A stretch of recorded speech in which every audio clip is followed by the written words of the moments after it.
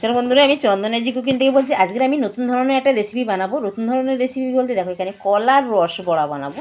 কলার রস বড়া বানাতে এখানে আমি মজা কলা নিয়েছি। কলাগুলো দেখো একটু কালো হয়ে গেছে, কিন্তু ভিতরে খুবই ভালো, নষ্ট হয়নি ভিতরে। দেখো ভালো, কলাগুলো ভালো। কিন্তু এই রেসিপিটা করতে গেলে কিন্তু এরকম নরম কলা লাগবে। তো আমি নরম কলা নিয়ে নিয়েছি, কলাগুলো আমি ছাড়িয়ে নিচ্ছি। এখানে আমি সব কলাগুলো ছাড়িয়ে নেবো। কলার রস বড়া আমি এখানে চিনি কিন্তু শিরা করে নিয়ে পুরো রসে ফেলবো। তার জন্য আমি কলাটা আগে একটু ছাড়িয়ে নিয়ে ভালো করে মিক্সারে একটু বেটে নেব। এখানে আমি সব কলাগুলো ছাড়িয়ে নিয়েছি। কলাগুলো ছাড়িয়ে নিয়ে এবার আমি মিক্সারে কলাগুলো বেটে নেব। এখানে কলাটা আমি ভালো করে পেস্ট করে নিয়েছি। এটা বাটিতে আমি ঢেলে নিচ্ছি। আর এই রসবড়াটা কিন্তু অসাধারণ লাগে খেতে। আপনারা তো কলার অনেক কিছু খাওয়া হয়েছে, কলার বড়া, কলার মালপোয়া, অনেক কিছু খাওয়া হয়েছে, কিন্তু কলা দিয়ে রসবড়াটা কিন্তু দারুণ হয়। এখানে আমি 1 চামচ দুধ দিয়ে দেবো।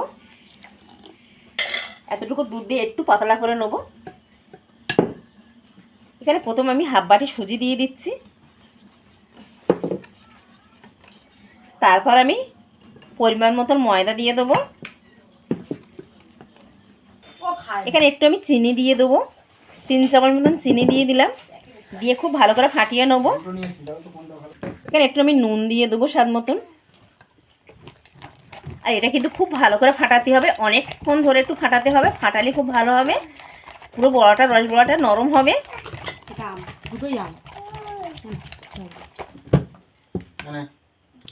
এখানে আমি 5 মিনিট ধরে ফাটিয়ে নিয়েছি। দেখো এরকমই থাকবে এটা। এবার আমি শিরাটা বানিয়ে নেবো। এখানে একটা বাটি আমি বসিয়ে দিয়ে দিয়েছি। এখানে আমি 1 কাপ চিনি নিয়েছি। 1 কাপ চিনিতে আমি 1.5 কাপ জল দিয়ে দেবো।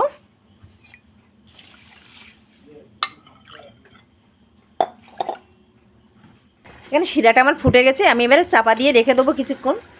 এখানে কলার রসবড়াটা ভাজার জন্য আমি এখানে সাদা তেল ব্যবহার করছি। সাদা তেল দিয়ে দিচ্ছি।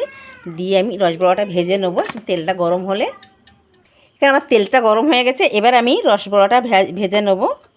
কলার রসবড়াটা দেখো আমি একটা ছোটো ছোটো চামচ করে দিয়ে দেবো।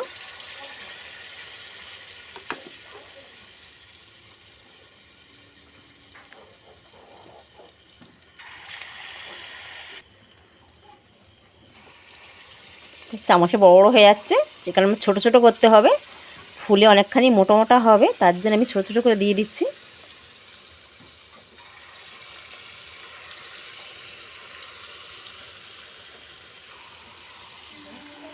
এখানে আমার 1 পিঠ করে হয়ে গেছে। আমি 1 পিঠে উল্টে দিচ্ছি। এটাকে আমি নেড়ে চেড়ে ভালো করে ভেজে নেব। কিন্তু পুরো বড়াটা ভালো করে রস বড়ার মতন ভেজে নিতে হবে, নিয়ে তারপরে রসে ফেলতে হবে।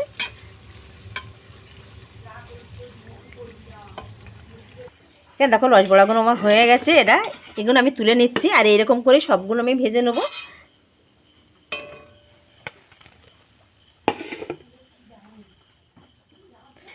আবারও আমি সেম দিয়ে দিচ্ছি।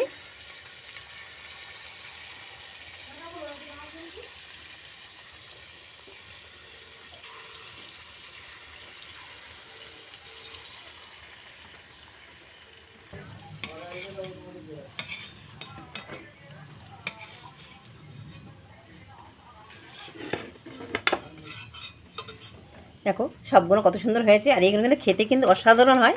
এটা কিন্তু এমনি শুধুও খাওয়া যাবে। আমি সবগুলো দেখো ভেজে তুলে নিয়েছি। আর এবারে আমি রসে ফেলে দেবো। রসটাকে ফুটিয়ে নেবো। এখানে রসটা আমি ফুটিয়ে নিয়েছি। আর এবার আমি দেখো রস বড়াগুলো সব কিছু দিয়ে দেবো।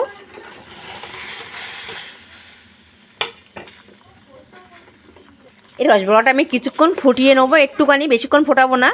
দিয়ে এটাকে একটু ঢাকা দিয়ে রেখে দেবো। ঢাকা দিয়ে রেখে দিলে পুরো রসটা ভিতরে ঢুকে যাবে। আর খুব সুন্দর একটা রসগোল্লার মতো রস বড়াটা হবে কলার। এটাকে আমি ঢাকা দিয়ে রেখে দিচ্ছি কিছুক্ষণ। এখানে রসবড়াগুলো দেখো আমি ফুটিয়ে নিয়েছি। এবার আমি বন্ধ করে দেবো। বন্ধ করে আমি 1 ঘন্টা পরে আমি এটাকে রেখে দেবো ঢাকা দিয়ে। 1 ঘন্টা পরে আমি দেখাবো। এখানে বন্ধ করে দিলাম, গ্যাসটাও বন্ধ করে দিলাম।